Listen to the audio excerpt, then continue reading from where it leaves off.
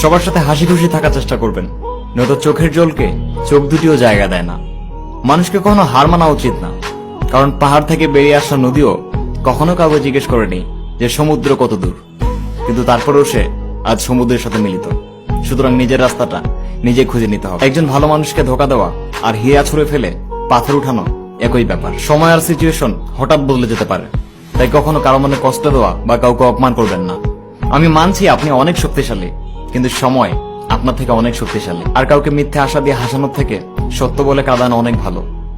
কখনো কাউকে চিন্তিত দেখে মজা করবেন না, কে জানে সে মানুষটি কত কষ্টে জীবনযাপন করছেন। জীবনে 3টি জিনিস সবসময় মনে রাখবেন: বুদ্ধিমানরা সবসময় চুপ থাকে, শিক্ষিতরা সবসময় বলার চেষ্টা করে, আর মূর্খরা অযথা বিতর্ক সৃষ্টি করে। দেখুন, ভালো কাজ দেখলে সবাই প্রশংসা করে না, কিন্তু একটু নেগেটিভ পেলে বোবারাও কথা বলে। কাউকে পরোয়া তো মানুষ মন থেকে করে, কিন্তু ব্যবহার তো ব্রেন থেকে করা হয়। ম্যাচের কাঠিগুলো দেখতে অনেক ছোট, কিছু জ্বালিয়েছে চুলা আর কিছু জ্বালিয়েছে ঘর, মাঝখানে ছিল ব্যবহারকারী।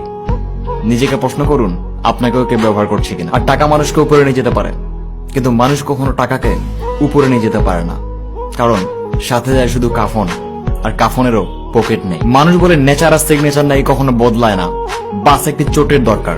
যদি আঙুলে লেগে যায় তাহলে সিগনেচার বদলে যাবে, আর যদি বিবেকে লেগে যায় তাহলে নেচার বদলে যাবে। ডিসিশন আপনার, আপনি কোথায় লাগাবেন। Signing off.